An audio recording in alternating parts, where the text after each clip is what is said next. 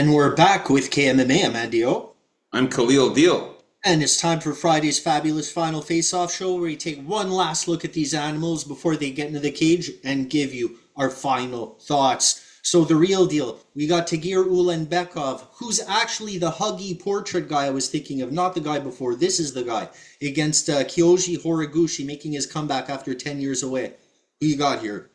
Yeah, man. So this fight here, I am so happy, man, when I looked at this fight and saw the face-offs and saw my boy Tagir Ulanbekov towering over Kyoji Horiguchi here. He is so much taller. I love that it's going to be a great time for Tagir Ulanbekov to be able to secure takedowns, to be able to grapple with Kyoji with this height advantage. It looks amazing.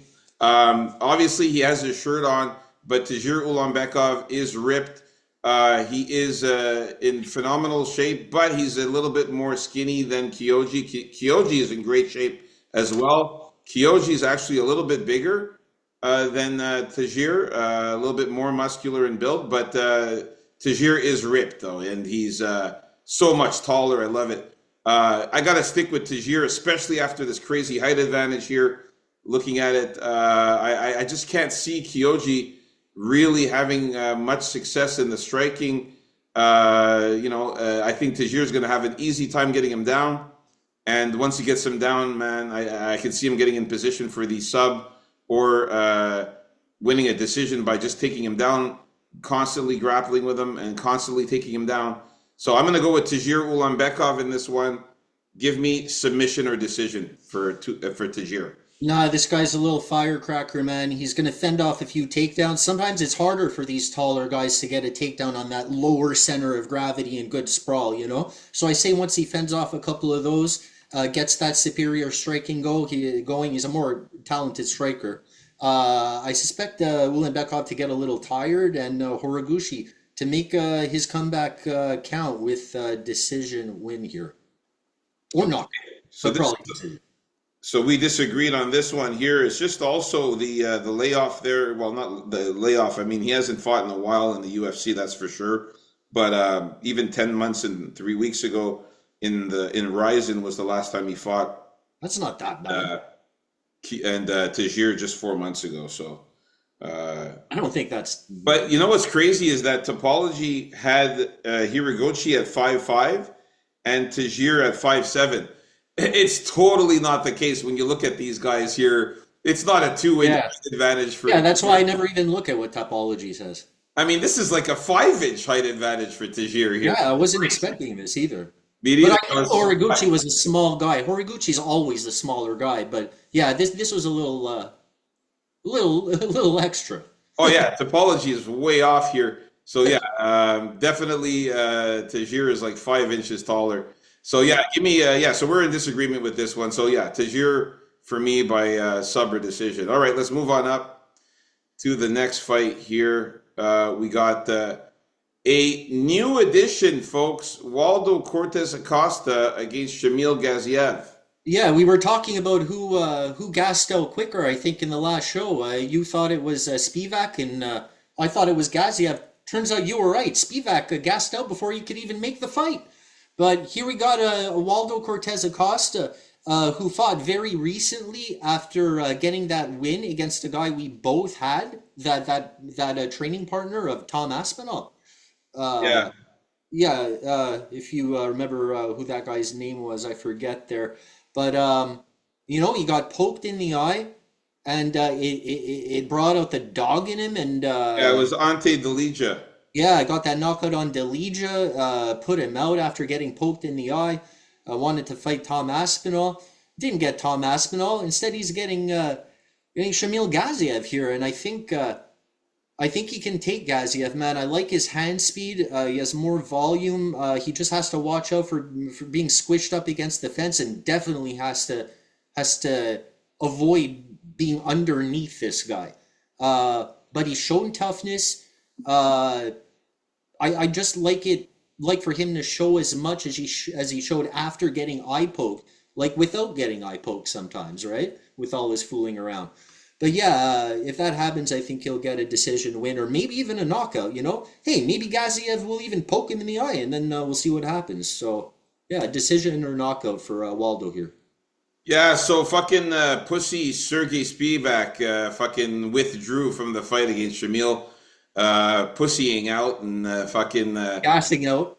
Gassing out too. yeah, gassing out probably. And then Waldo Cortez Acosta stepped up. I'm glad he stepped up to keep this 14 fights for this card.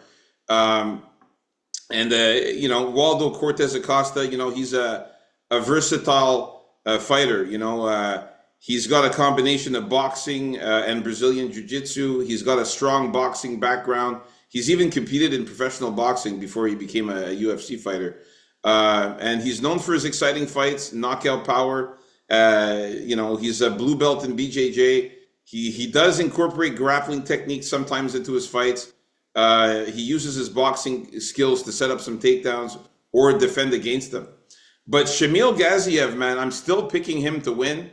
I don't care that Waldo is coming in on short notice here, man. I thought that this was your boy, one of your boys here. Listen, I like Waldo. Wow. I like Waldo, but I think this is really, really short notice for him, man. Shamil Gaziev, man, coming in here as the taller guy, the bigger guy.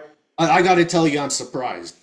Yeah, Waldo, you know, he came in looking in not as in good shape as he normally is, because of course not. I mean, the guy just came off the couch to come and fight in this fight. Yeah, but he didn't fight that. How long ago did he fight last? Like, it couldn't have been more than a month. Look, I know it wasn't that long ago. I'm just going to check because I don't really know. But to me, it seems like he fought last week. I think it's longer than that. No, he fought literally 2 weeks ago, 2 weeks and 5 weeks ago against Ante Delija. So it is not that long ago.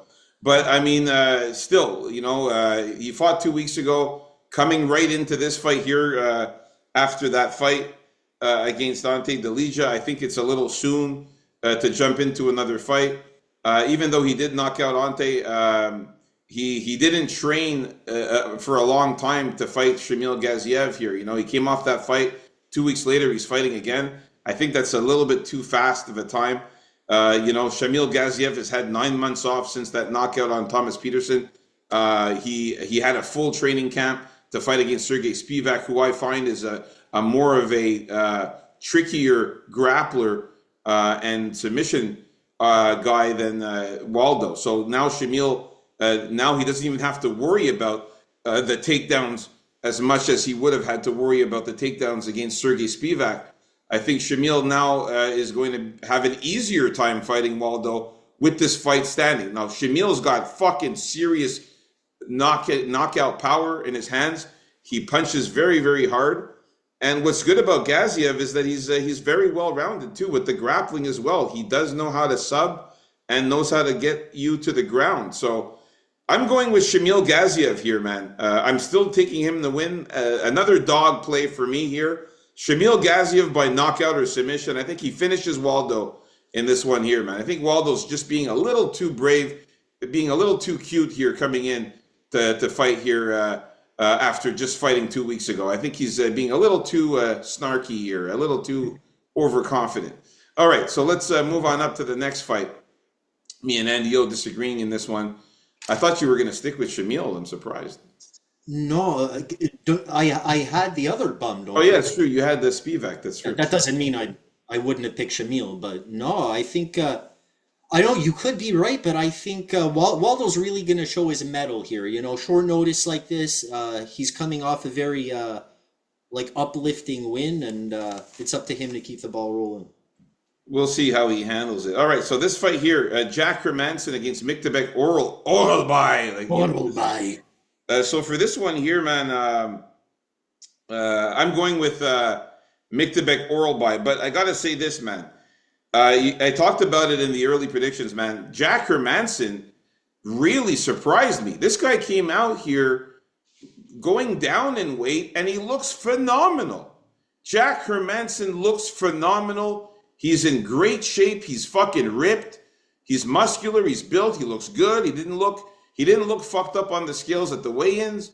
He didn't look frail and skinny. He came out looking healthy and good. So this is scary, man. because Jack Hermanson is going to be a big motherfucker, and you can see he is a big guy here compared to Miktabek. He is taller than him, and he looks very good, Jack Hermanson. Now, Miktabek in his own right is in great shape as well. He's in phenomenal shape. He's ripped as well and built and muscular as well.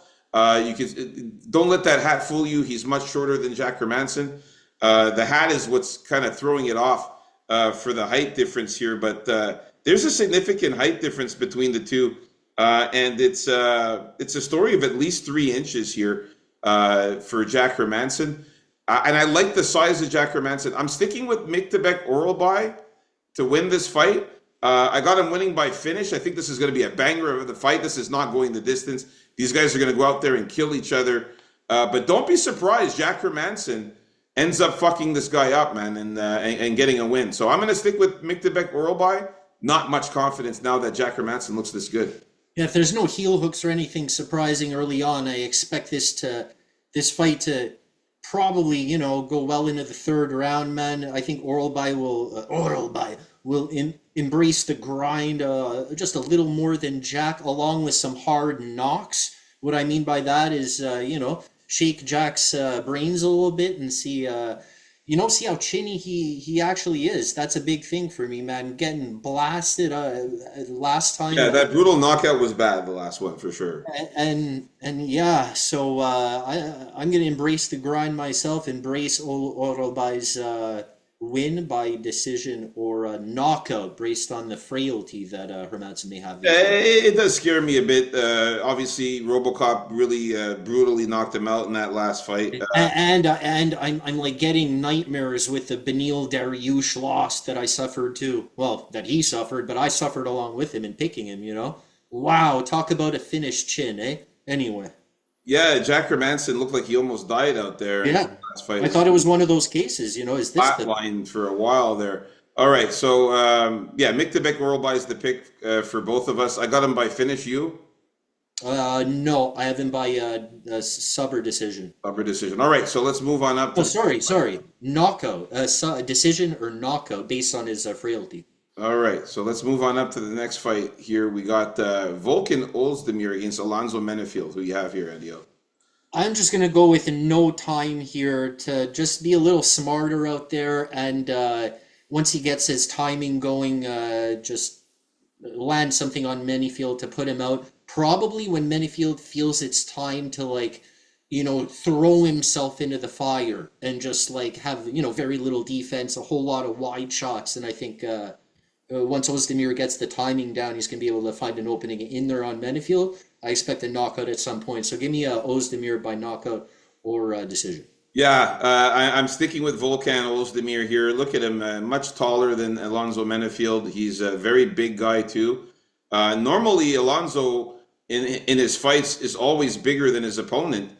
And in this one here, he's not bigger than his opponent. Volkan is bigger than Alonzo here. You can see he's huge, Volkan. Also in great shape and built and muscular too. Maybe Menefield has a little bit more muscles, maybe a little bit more ripped. But yeah, I mean, Volkan's a big dude. And he hits with power, man. And Menefield, as we talked about, we don't really know how good his chin is, man. He can get easily knocked out. Yeah, people keep talking about Ozdemir's, fragility, but Menefield's been knocked out more times than him, and it seems to me he gets all rocked in fights too. Yeah, well, I mentioned the MMA math. Carlos Ulberg knocked out Alonzo Menefield, whereas Volkan Ozdemir lasted all the way to the decision against Carlos Ulberg. And had some good moments. And don't forget how Menefield got knocked out in 10 seconds by running in there, without any defense on a counter striker like that, walked into a knockout. Yeah, Azamat Mirzakhanov knocked out Alonzo as well. And then, of course, like I said, the split decision win for Alonzo over Julius Walker, and then the decision win over Umar Sy, who did nothing in the fight. I really think Volkan's going to get the win here. I'll take him to win by knockout or decision. All right, so we're in agreement with Volkan, both of us here. Let's move on up to the next fight. We got Bilal Muhammad against Ian Machado Gary. This was an interesting face-off. Ian Machado or Gary was talking a lot of shit to Bilal in the face-off there. Man, Machado Gary looks phenomenal. He's super. He's in great shape. He's built. He's ripped, muscular, way bigger than Bilal, taller than Bilal. Um, Bilal is also in good shape, man. But you can see his face looks a bit fucked up, man. Like you can tell he's been beaten up in his fights. He his face looks like pretty beaten up and worn out a bit. He also has permanent eye damage Yeah, so because of that Leon Edwards eye poke, right? yeah. So I definitely got to go with Ian Machado Gary to get the win here, man. I just don't see Bilal winning this one. I just don't see what he could do. Like, I just think Gary's good everywhere. He can stuff takedowns. He can get takedowns of his own. He's got subs. He knows how to handle himself on the ground if he gets taken down, and he's got very good striking, very amazing kicks. The height, the reach advantage. I can't see Bilal getting a path to victory for him. So I got to go with Ian Machado Gary to win by knockout or decision here. Yeah, me too. I got Machado moving around better and just being the smarter fighter in there, which he usually is against most guys. Uh, I'm even going to say the odds should be a little closer because I don't want to underestimate Bilal. He's very good at what he does. His boxing's become like look at his boxing from before till now. In the UFC, it's just night and day. So I have respect for what he does, but at the same time, I don't see him winning this fight either. No matter how close it even is, if it is close. I see Machado Gary pulling this one off. Maybe a head kick landing for him at some point, like I feel may happen. But yeah, I see him winning this fight, fending off the takedowns and yeah, being selective, smart with his striking. So give me decision or knockout. Bilal's pretty hard to put away. Gary gets lots of decisions. So yeah. Man, it's a 4-inch height advantage too for Machado Gary. It's a 2.5-inch reach advantage for Machado Gary. I could just see him staying at that distance and just clipping Bilal Muhammad with those leg kicks and those jabs. All right, so we are in agreement with Ian Gary here. So let's get to the main event of the evening. If you guys haven't already, hit the like button and subscribe if you're new. This is going to be a real crazy banger of a fight here. Who you got here, Andy O? Here, yeah, headbutt time for Arman Tsarukyan, which isn't really allowed. But yeah, Good picture here you got of him going in for that headbutt. yeah. So I'm gonna go with Arman here. He should have already fought for the title. I don't think Hooker has the ground game or the takedown defense to stop what Tsarukyan is going to try and do if he's smart, is just to work that part of his game. He has good striking too, but I think the focus is going to be on getting Hooker down, putting him in compromising positions, and yeah, grinding on him. So give me Tsarukyan by not sub or knockout. Yeah, so I can't. Sorry, I think Dan Hooker's going to find his moments to fight, to the death there, and that's going to lead to more of an opening for Tsarukyan to probably put him away there. That's why I see. I can't see this fight going to decision. I see this fight definitely violence in this fight. I don't see it going to decision. I also have Arman Tsarukyan by knockout or submission. You can see already he's super pumped up. And going in for that headbutt there, he did clip him a little bit with that headbutt. Luckily, it wasn't anything serious, man. He could have injured Dan Hooker, and then there goes the main event. You know what I mean? So luckily, he just touched him with that headbutt. It could have gone left. If that could have been really bad. Thank God he didn't knock him out with that headbutt or really fuck him up, because that could have been the end of our main event. It wasn't a slow encroachment or anything. Oh, it was a quick headbutt, man. Like, it was crazy. And Dan Hooker just laughed it off and said, hey, whatever. He was screaming out some words to him. It's going to be a crazy banger of a fight. Now I know they're going to go at each other like crazy. Dan Hooker, that crazy height advantage, though, we have to mention. It is significant, man. You can't really see it here in this picture. Well, you can see that he's taller, but it's a serious height advantage here. We're talking. It's significant here. Arman's on his toes right here. Yeah, so exactly, yeah. So it's a 5-inch height advantage there for Dan Hooker. and a 3-inch reach advantage for Dan Hooker. Don't count Dan Hooker out. I definitely think Armin's gonna win, but Dan Hooker, he is a finisher too. This guy, so you never know. He could maybe clip Sarukian with a knee or something when Sarukian's coming in, or an elbow or something that could hurt Sarukian. You never know. So, but I'm still sticking with Sarukian to get the finish. So there you have it, folks. Our final predictions, thoughts, and face-offs for the main card. Yeah, and while these animals battle it out in the cage, man, we have our battles too, and that's against the algorithm each and every show. So you can help us out by liking and subscribing. And stay tuned for the betting video coming up next. KA